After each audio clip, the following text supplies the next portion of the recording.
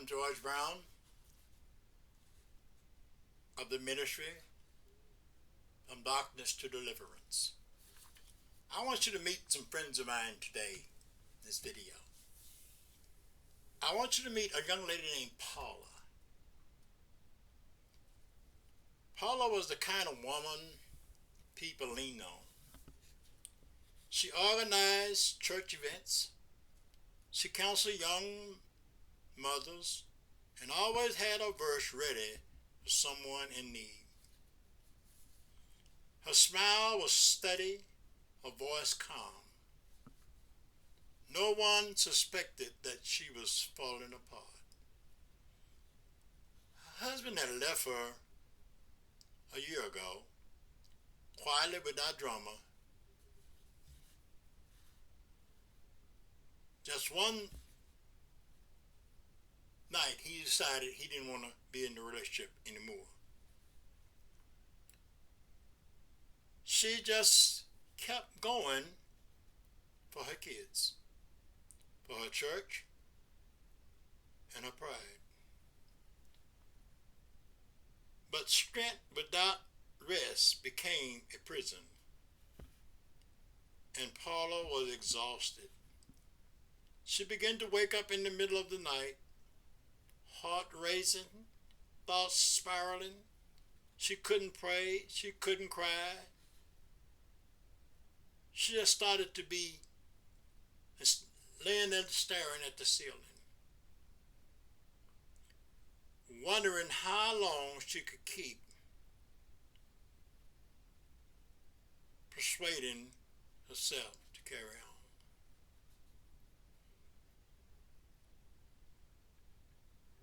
She felt one night as she was teaching a class, she began to feel something coming on with her body. A tightening in her chest. Her vision blurred. Words escaped her. She excused herself, walked to the parking lot, and collapsed into her car. The sobs came like a flood. Years of silence breaking open. She did not go back inside. Instead, she drove to a quiet park and sat there under a tree. She opened her journal and wrote one sentence: "I cannot do this anymore." That was her prayer. And somehow it was enough, because later that week, a friend from church, one of the few who saw past her situation, called and asked if she wanted to talk. Paula said yes. For the first time in years, she said yes to help. She began counseling. She stepped back from ministry. She let herself be weak. And in that weakness, she found something she hadn't known. She needed mercy. God didn't meet her in her strength. He met her in her surrender. Today, Paula still serves, but differently. She no longer hides behind perfection. She speaks openly about burnout, grief, and the lie of self-efficiency. Her story is one of breakdown. Yes, she also had a breakthrough. Because sometimes the most spiritual thing you can do is fall apart and let God hold the pieces.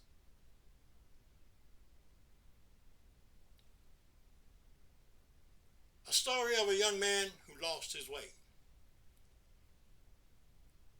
And he made this statement to me through this conversation.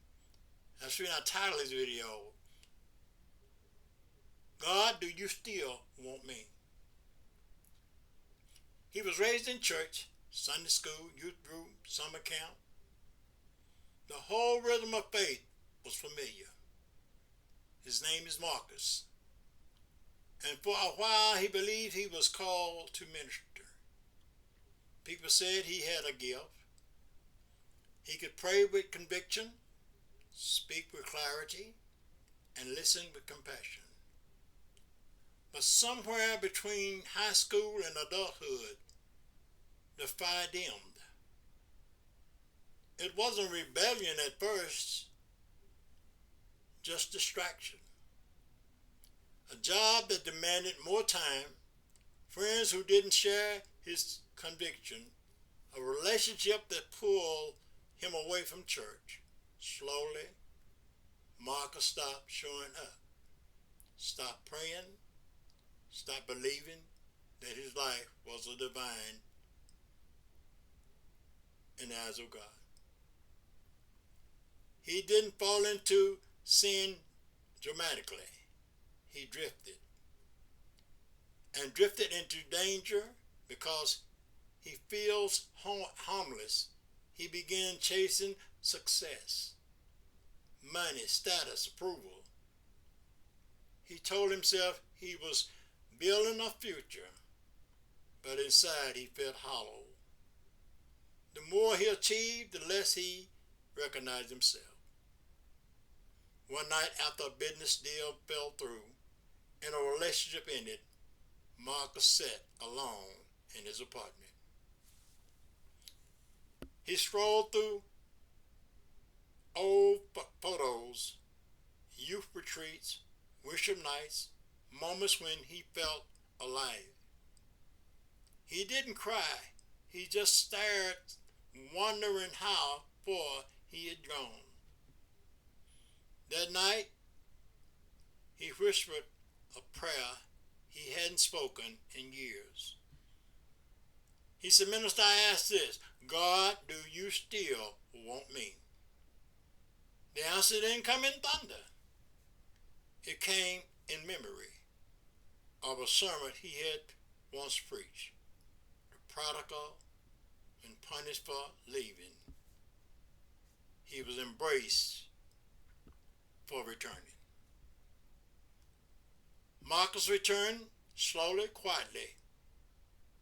He started attending a small church, volunteering, reading scripture again. The fire didn't roar back. It flickered, but it was real. He now mentored the young men and women, not with judgment, but with empathy, because he knows what it's like to drift and what it means to be found by God. God, do you still want me? I don't know how many of y'all can relate to that statement,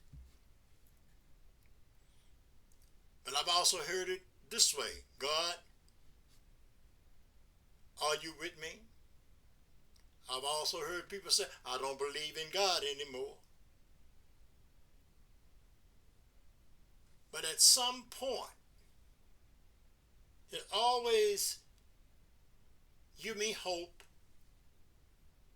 to see that someone like Marcus, who had drifted as far as he had, and he remembered where he had come from.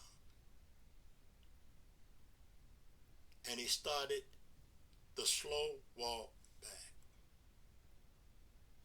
And notice this in this story. The way he grew again strength is not just sitting on a pew, not just going to church and going home, but involved in ministry, helping others. That's what this is about. I'm not trying to be fancy. I'm not trying to be that. I'm just trying to be one who help people come through a storm and find peace that passes all understanding. If you like this video and this, subscribe to this channel. Hit that like button. And let's move forward. You can write me in comments. You can use my email. Communicate. I want to start a group of people that can help one another. If you want to be a part of that, we're just starting out. This journey is going to be beautiful. So subscribe and become part of it. This is Minister George Brown. Peace.